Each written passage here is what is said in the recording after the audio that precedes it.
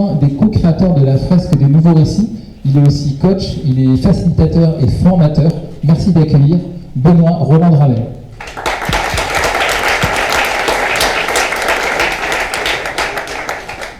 Bonjour à toutes et tous. Donc moi j'aime bien me présenter de la manière suivante. Comme l'a dit Fabien, je m'appelle Benoît Roland Ravel. Et donc j'aime bien dire que j'ai deux missions. Enfin aujourd'hui principalement une mission, mais une qui est plus contextuelle. Ma mission principale, c'est de contribuer à accélérer la transition écologique et solidaire en me concentrant sur le facteur humain et organisationnel. Donc en gros, ce n'est pas le volet technique ou technologique de la transition. Je laisse ça à d'autres, de par mon parcours, je suis mal positionné pour ça. Ma deuxième mission, plus contextuelle comme je le disais, c'est d'introduire les trois entrepreneurs qui vont vous présenter tout à l'heure, finalement, comment on peut faire rimer transition écologique avec futur désirable. Et donc moi, justement, par rapport à ça, je vais essayer de vous démontrer que clairement, on peut faire rimer transition écologique avec futur désirable. Et d'ores et déjà, je précise quand même que par transition écologique, j'entends quelque chose d'assez ambitieux, puisque c'est finalement généraliser à l'ensemble de l'humanité des modes de vie qui soient à la fois désirables et, on va dire, qui permettent la vie. Donc par désirable, j'entends quoi? J'entends finalement qui permettent à l'ensemble de l'humanité de répondre à ses besoins fondamentaux, se loger, se nourrir notamment, et en même temps qui soient finalement soutenables, qui permettent la vie, puisque je ne sais pas si vous le savez, mais actuellement, les modes de vie de l'espèce humaine, globalement, sont en train de scier la branche sur laquelle l'ensemble du vivant est assise, notamment parce qu'elle nous conduit à franchir des limites planétaires, dont les deux plus médiatisées sont la biodiversité et le climat. Donc, d'où vient cette petite démonstration que je vais essayer de vous faire, et je vais vous demander de participer, puisque je vais vous poser des questions. En fait, j'ai animé un atelier fresque du climat pour des hauts fonctionnaires il y a quelques mois.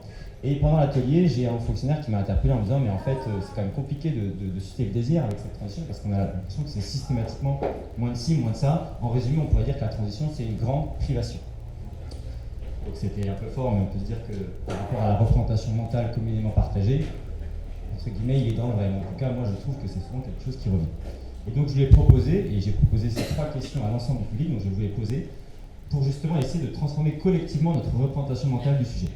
Donc la première question que je leur ai posée, donc que je vous pose, c'est à votre fin, est-ce que vous savez, d'après la psychologie du travail, quelle est la différence entre un effort qui est source de plaisir et un effort qui est source de souffrance? Donc vous pouvez vous le demander, par exemple, je ne sais pas, faire mon pain, je ne sais pas, remplir un tableur Excel, enfin bref, des tâches que vous faites au quotidien, dans quelles conditions c'est source de souffrance et dans quelles conditions c'est source de plaisir, le même effort. Est-ce que vous avez des idées? Faire ensemble. Faire ensemble. C'est ça. C'est qu'en fait, en psychologie du travail, on apprend qu'un même effort, qu'il est source de souffrance ou de plaisir, selon qu'il a du sens ou qu'il est absurde. Et donc ça a été bien illustré par un anthropologue, David Graeber, qui a écrit un article qui a fait grand bruit en parlant des bullshit jobs, des jobs à la con. En gros, c'est quoi ces jobs? C'est des jobs en fait, qui génèrent une importante souffrance psychologique, c'est ceux qui les occupent, parce qu'en fait, ils ne contribuent pas à façonner un monde meilleur, entre guillemets, c'est-à-dire qu'il n'a aucun sens. Et donc déjà, premier point, on prend conscience que cette transition, finalement, elle peut être source de plaisir si on lui donne du sens. Et donc typiquement, là, vous pouvez déjà avoir en tête que toutes les personnes qui parlent de l'écologie comme une punition, c'est que pour eux, ça n'a aucun sens, ils ne savent pas ce qui est en jeu. Pour eux, ce n'est pas maintenir l'habitabilité de la Terre. Deuxièmement, la deuxième question que je leur ai posée, c'est est-ce que vous savez, d'après la plus grande étude sur le bonheur, qu'est-ce qui rend le plus heureux les êtres humains? Donc en gros, on pourrait dire c'est subjectif, etc. Non, il y a une étude, faite par des chercheurs à Harvard qui ont suivi des Américains des années 40 aux années 2000, et qui ont montré qu'il y avait vraiment un facteur.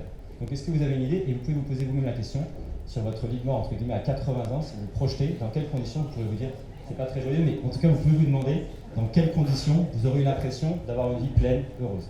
Est-ce que vous avez des idées? Voilà, on parle beaucoup depuis ce matin, effectivement, c'est ça, et après, quand on regarde d'un point de vue de l'histoire de l'humanité, c'est assez logique, parce que nous, ce qui a fait qu'on a survécu, c'est notre capacité à créer des liens, c'est à coopérer. Donc c'est normal que aussi la principale source de bonheur se réside dans la qualité de ces liens.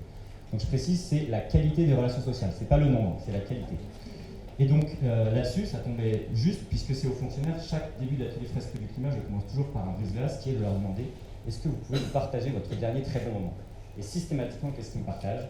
C'est le verre que j'ai pris avec mes collègues, c'est l'anniversaire de ma fille, c'est la randonnée que j'ai fait avec mes amis. En gros, c'est ce qu'ils font en vacances pour faire très très simple, ou le week-end, etc. Et du coup, la troisième question que je leur ai posée, c'est est-ce que vous manquez de temps? Donc je vous la pose aussi à vous. Est-ce que vous avez l'impression dans votre vie de tous les jours de manquer de temps? Est-ce que vous pouvez lever la main ceux qui... Moi je peux la lever aussi. Ok. Et bien en fait je savais que globalement la plupart allaient dire oui, parce qu'en fait il y a des sociologues qui ont écrit des livres là-dessus, notamment un qui s'appelle Hartmut Rosa, qui a écrit un livre qui s'appelle Accélération et critique sociale du temps, et qui montre que paradoxalement au cours des dernières décennies, on en fait toujours plus, et en fait on est toujours plus affamé de temps. Un exemple, c'est il y a quelques décennies, vous écriviez peut-être 1 ou 2 courriers. Maintenant, je vous laisse calculer le nombre de mails que vous envoyez, et vous verrez un petit peu voilà, vous réalisez beaucoup plus de tâches en un temps plus restreint. Et donc là, où est-ce que je vais en venir avec ça? C'est que je vais dire, finalement, en fait, cette transition, si elle est collectivement bien organisée, et en fait, ce ne serait pas une grande privation, mais ça pourrait être une grande substitution. En gros, l'idée, ce serait quoi? Ce serait dans des emplois du temps surchargés. On pourrait remplacer ce qu'on n'aime pas faire, à savoir, par exemple, passer du temps dans les bouchons, avoir des jobs inutiles, en tout cas qui manquent de sens pour nous-mêmes subjectivement, par justement des activités qu'on aime faire, notamment passer plus de temps ensemble, par exemple ce qu'on est en train de faire ce matin. Et donc là, et je leur ai même dit pour conclure et vraiment marquer le coup, je leur ai dit finalement, on pourrait presque dire que la transition écologique pourrait vous permettre que vos vies ressemblent davantage à vos vacances. Et là, je savais qu'en disant ça, j'allais faire mouche, puisque si on arrive à associer transition écologique et vacances, c'est un argument décisif.